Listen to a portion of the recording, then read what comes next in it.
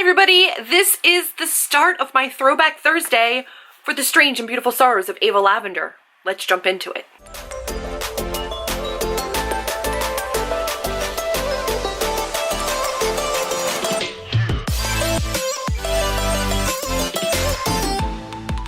Alright you guys, you know, or you may know if you've been following me for a while, that I read The Strange and Beautiful Sorrows of Ava Lavender a long time ago. Like, almost dead at the beginning of my channel, and I loved it. I gave it 5 stars. It was phenomenal. It was beautiful and dark and lovely. It reminded me of like a book version of Big Fish meets like practical magic. It has like a little bit of like a witchy vibe. It has this super feminist like trail of women.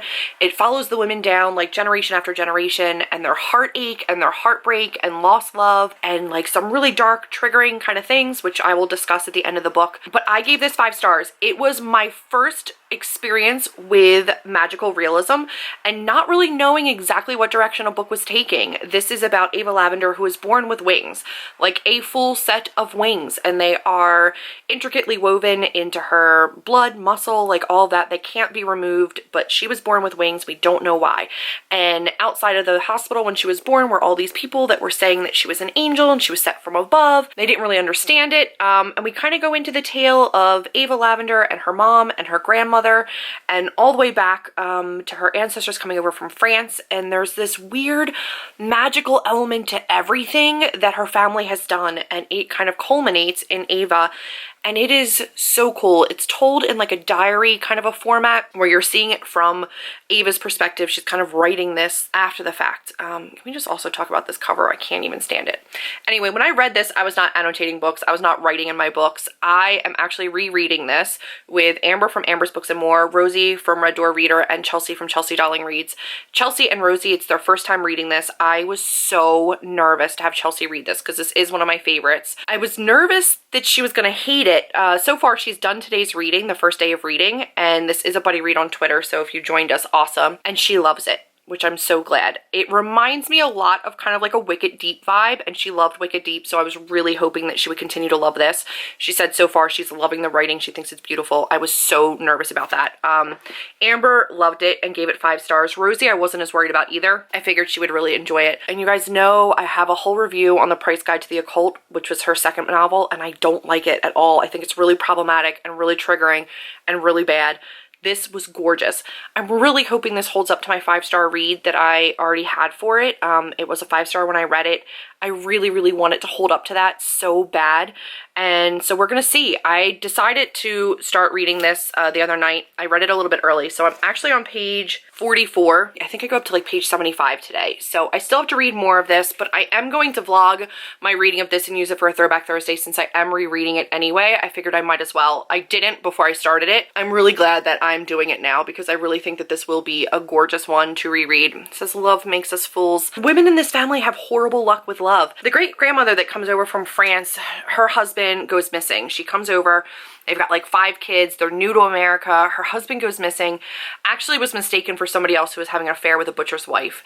And the butcher's like goons kill him. And he's found in the Hudson dead. And then it follows the siblings. So her grandmother, so I think her great-grandmother came over originally, and then it's her grandmother. Let me go to the family tree. There is a gorgeous family tree in this. So you can see that right here. The grandmother is Emmeline. So her siblings, we have one that gets pregnant at 16 by a man that's name is Satan or Satan, not really sure, that her grandmother was actually really into.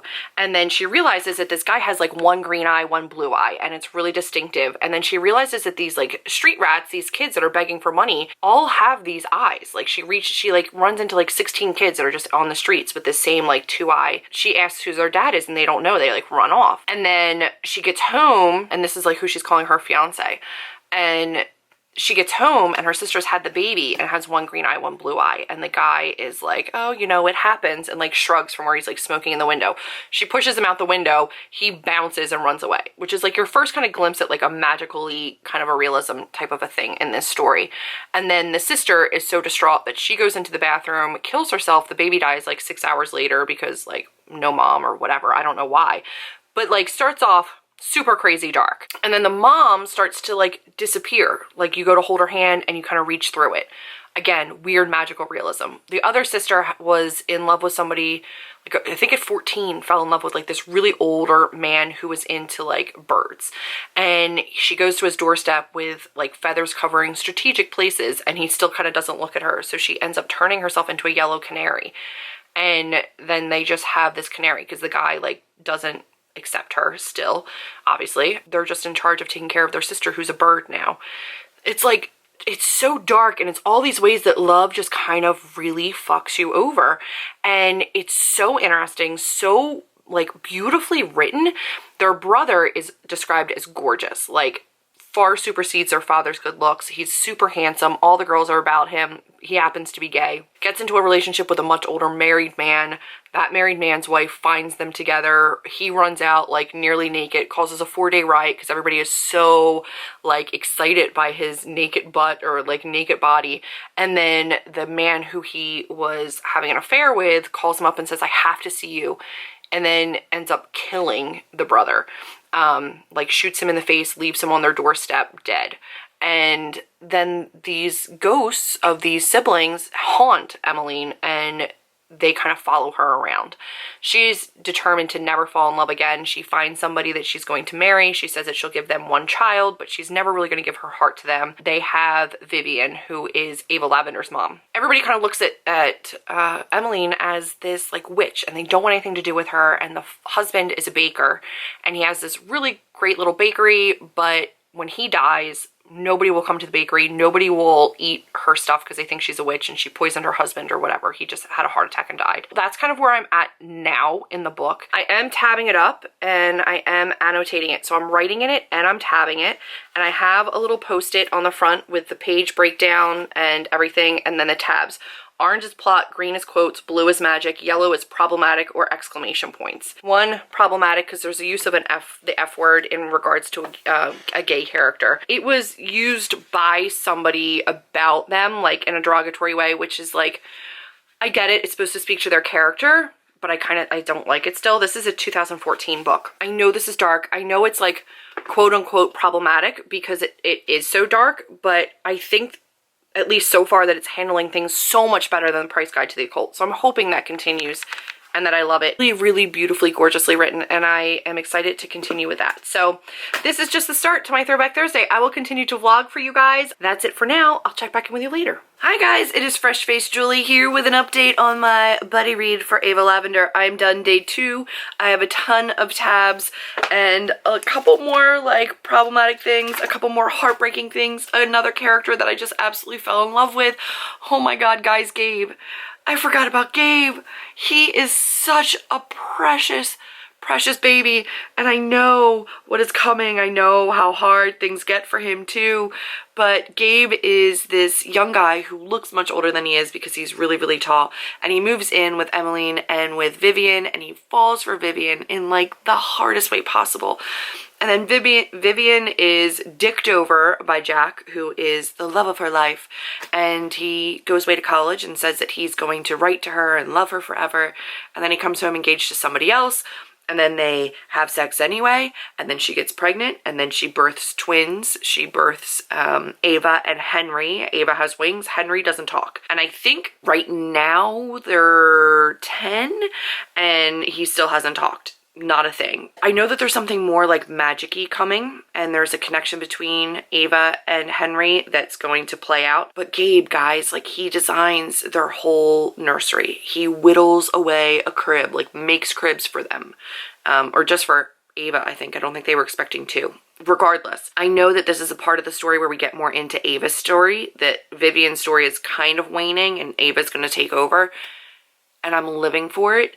I am so angry at Jack's parents. Dad has constantly beaten down Jack to the point where he feels like he needs to make certain life decisions to be a man in his dad's eyes, and that's just never going to happen regardless, and he's just a weak character for caving to it, and I get that, but it still sucks trying to live up to parental expectations. It tells you things without telling you things, and it lets you fill in the gaps, and it lets you experience it along with the characters as you rehear their story. It's so good. Like, this could be a quote, but I used it as a plot point tab. It says, Jack was crushed by the realization that while his father considered him to be a great man, in his father's eyes, the best Jack could ever hope to be was useful. Oh God, Gabe's backstory. I cried so much at Gabe's backstory. His mom was a prostitute that got killed by a John and died, and he had to like hold her body and then sleep with it for days before he left. It was horrible. His mother died, so he ends up in all these different homes as like a handyman. He looks much older than he actually is. He's sexually assaulted by a woman that takes him in.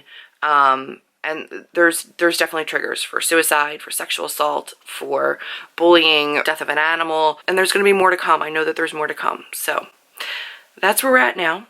I'm going to go and I'll check in later. Bye. Gabe was so excited when Vivian finally said his name that he grew 2 inches to like hold the extra hope that had filled his body that she might actually care for him. Like, that's the kind of beautiful magical realism that's in this book.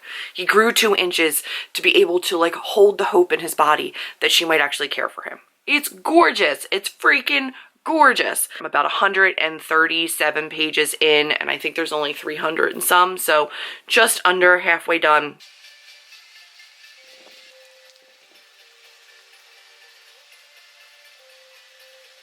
I am on page 166. We have been officially introduced to Nathaniel.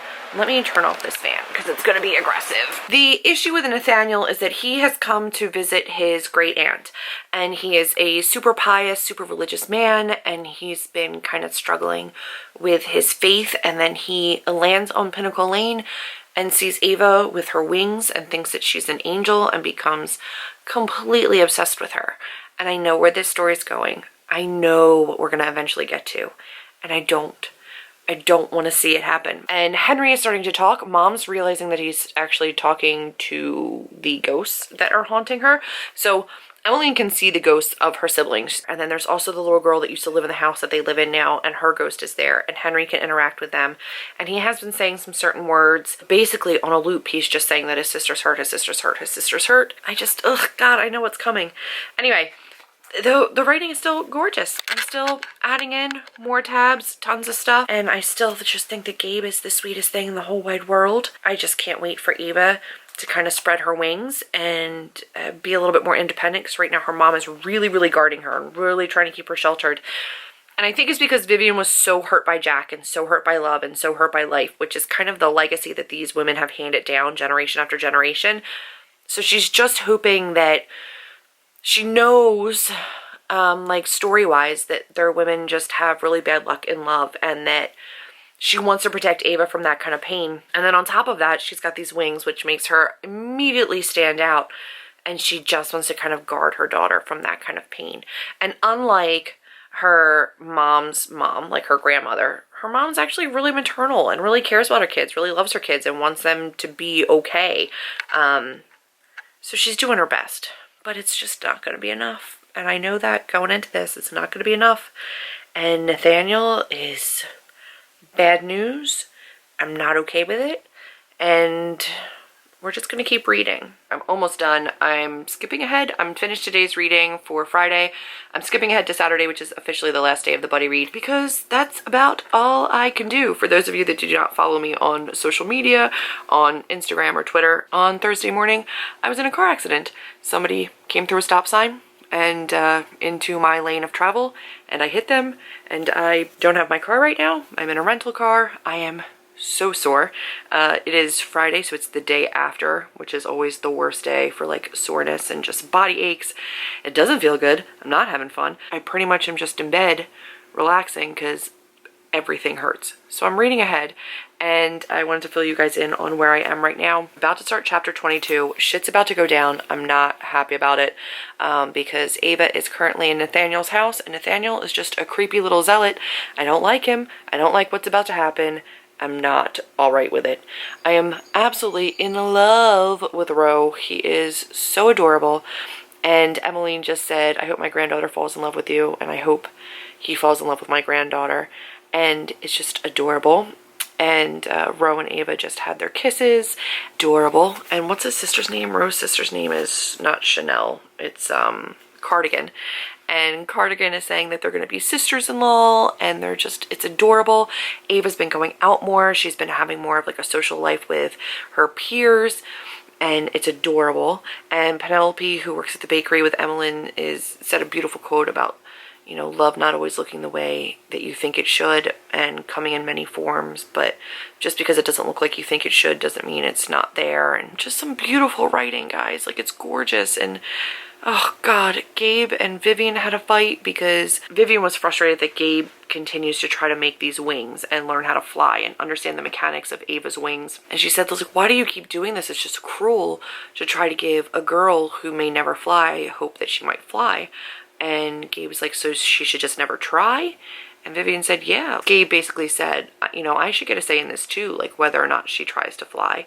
And she says, why? You're not their father. And he's like, I've been here, I've changed their diapers, I've taken care of them when they're sick, I've raised them, I've fed them, and like, hell yeah, I get a say in this. I've been around way more than him. And she's like, that's just pathetic. If you're here for my children, that's just pathetic. And he kind of gets angry, and he's like, if you don't know why I'm still here after all these years, then I'm not the only stupid one. I'm not the only pathetic one. Because he's so in love with her. And then Gabe has this whole process of asking somebody else out and kind of having these beautiful moments where he's like, it's so much harder to fall out of love than it is to fall in love with somebody. Just how hard it is to love somebody who doesn't love you back. And it is heartbreaking, and it's beautiful. Elements of magic, like Ava goes to the church where Nathaniel is and kind of falls at her knees and wants to get communion, and a fire springs from her lips when she takes the wafer. Definitely infatuated with him, and she keeps imagining a life with him where they're together, but she doesn't have wings and she's just a normal girl. But then she has this like amazing little connection with Ro, and then they kiss, and she gets all giddy and like skippy and, you know, excited about that. And so now there's like this big storm that rolled in that just feels like magical and weird, and Vivian's kind of on edge, and Emmeline's not really exactly sure what's going on, and it's the solstice, and Ava is now at Nathaniel's house, and I know what's about to happen because he is just this little creep of a person and flogs himself, and he sits and kneels on like beds of nails to try to like atone for his sins because he continues to think about Ava and her feathers and the way her feathers feel, and cutting open his pillows and like pleasuring himself with the feathers inside of his pillows and obsessing over her and thinking that she's this angel and this like sign from above and sign from God, and how everybody else who doesn't see that is just not devout enough. And now he has her in his house, and he has no intentions of letting her go. Like, he is beyond obsessed with her. He's going to rape her. And I remember being horrified by it the first time I read it, and I know it's not going to be easy to read this time around either. It's definitely graphic and dark in a way that's beautiful, like almost up until this point though. Like, this gets really rough. All right guys, I actually finished the book. Didn't take me nearly as long as I thought it was going to, and I have a cajillion tabs, like legitimately so many. Look at all of those. What happened? Exactly what I knew was going to happen. Nathaniel does go absolutely batshit, and he does rape her, and he then hacks off her wings, like uses an axe and hacks off her wings.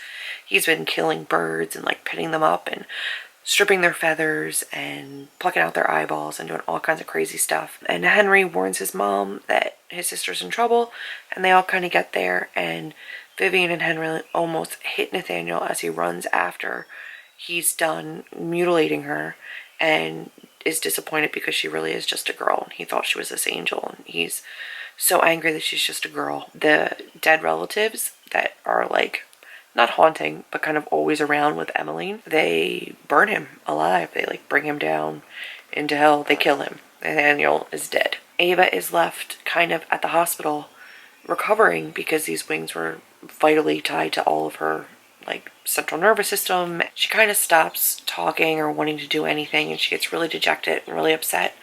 And her uncle shows up, and she says, I know who you are, your death. She basically says, like, you know, I know dying is going to feel like just fading away and everything that you love slipping from your grasp. And he said, it doesn't have to be this way. There, you know, there's other options. You don't have to die right now. And she kind of remembers some of the letters that Ro has been writing her, saying, I loved you before, let me love you still, and that she doesn't have to carry this burden alone. She doesn't have to carry the weight of it alone, that he wants to help her and he wants to be there for her. and is just so sweet. She goes up to the widow's walk, she steps over the railing, and she takes off all of her bandages, and these gorgeous pure white wings sprout from her back.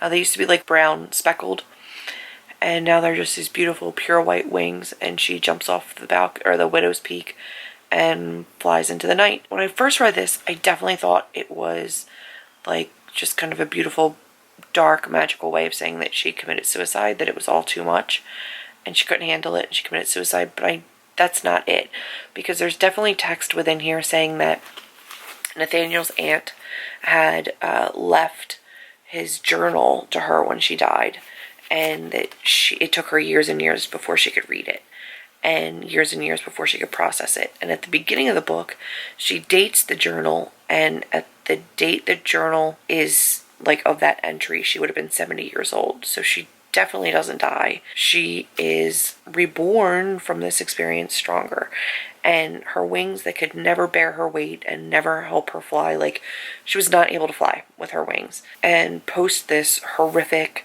situation, and post her having very suicidal thoughts, she's finding strength in her family, she's finding strength in Ro and in herself, and now her wings work, and they've grown back stronger and better, and now she can actually fly. It's beautiful. Vivian and Gabe finally get together, and she kind of goes out to see him from the waiting room of the hospital when she's with Ava, and looks at the lines on his hands and his lifeline and his love line, and she's like, if I'd only looked down all this time, if I'd only looked down at this hand, I could have seen how much I was missing.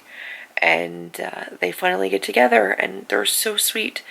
And he keeps mentioning how bare her ring finger looks, and she said, what does a heart need for jewelry?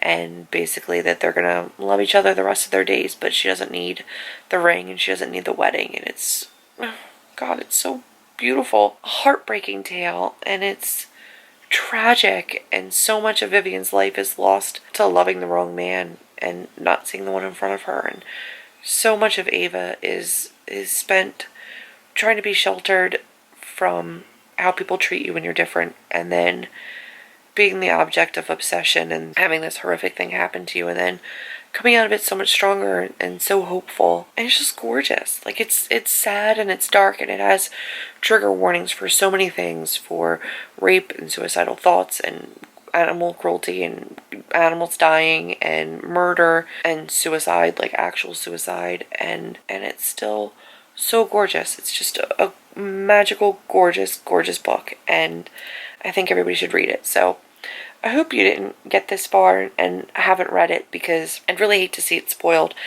It is something that I think that you should experience. Just the writing is clearly gorgeous. Like, I had so many thoughts about this book and the writing style and how beautiful Leysle Walton's writing is in this book. So I'm really happy I reread it. It's another 5-star read. It definitely held up to my original 5-star rating, and I'm so glad that I re-experienced it post learning to annotate, because I'm really happy that I have this all marked up now. If you haven't read this one yet, get on it. That's been it for this Throwback Thursday. I'm sorry there wasn't a little bit more in the moment reactions. I'm sorry there wasn't a little bit more of an upbeat vlog for this particular one. I didn't have any moments where I really wanted to stop to vlog because I just didn't want to put the book down. I'm gonna go redo a little bit of my thoughts post second reading, because I don't think I have any trigger warnings or anything in my original review. I don't know. I've got to go back and look at my original review, but I'm really happy that I get to stay with the same star rating. So I hope you enjoyed this video. I hope you enjoyed this Throwback Thursday. If you did, I would love to know your thoughts on Ava Lavender down below if you read it. If not, go and read it. It really is amazing.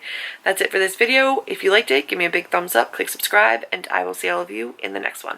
Bye, guys.